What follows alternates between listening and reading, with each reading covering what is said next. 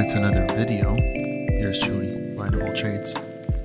And just a quick update on what's happening with the SPY. Here in S&P 500 E-mini futures here in the hourly. And I caught something quite interesting. And you should notice how, we've been rallying so much here since the middle of April. And had been um,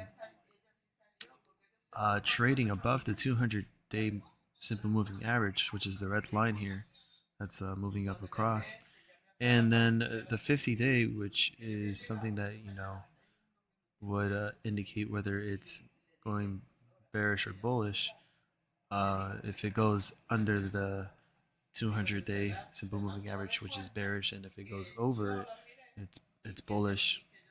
And also following the 7-day, which is that kind of like white line there, and noticing how every time it's always had bounced off the 50-day simple moving average so many times until it started to lose weakness. Started to lose its strength.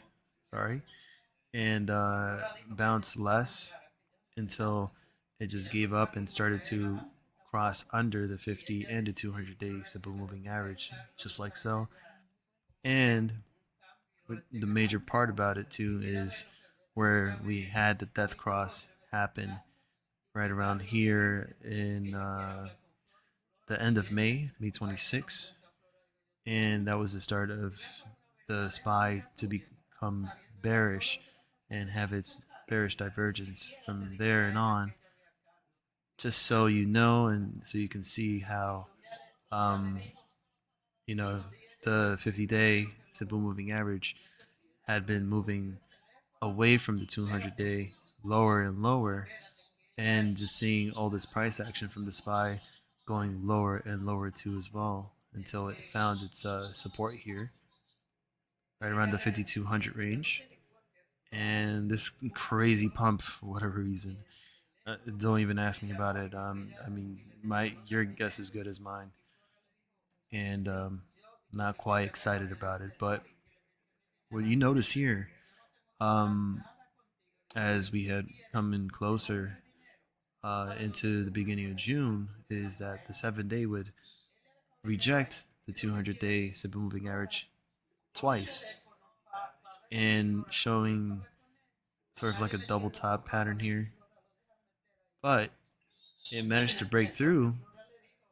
But now that it broke through, now we have another interesting scenario where instead of the 50-day simple moving average following and crossing over in a golden cross to perhaps continue the upside trend, it's actually turning the opposite direction.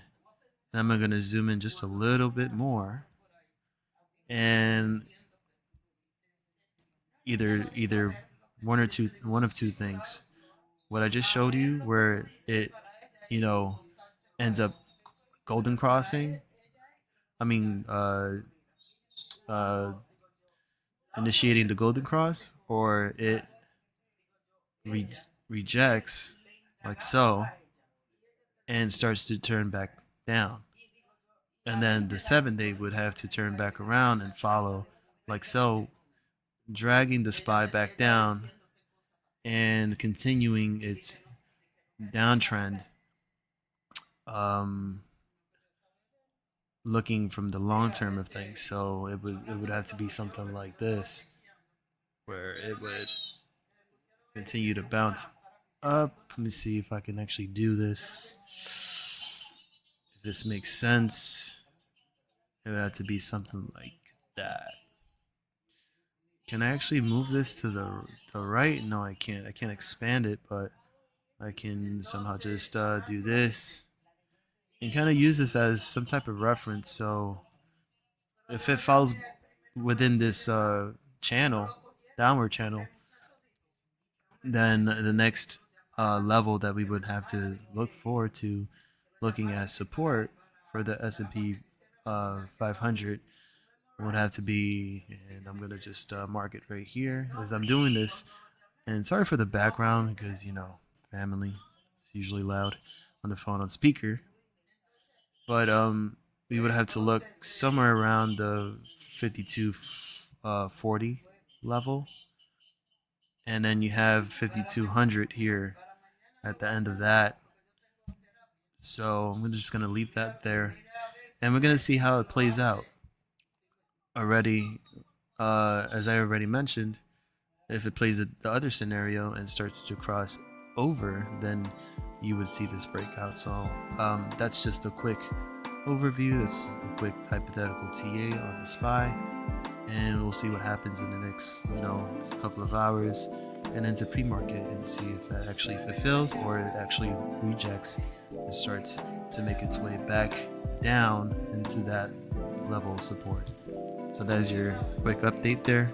You like this short and sweet content, you already know.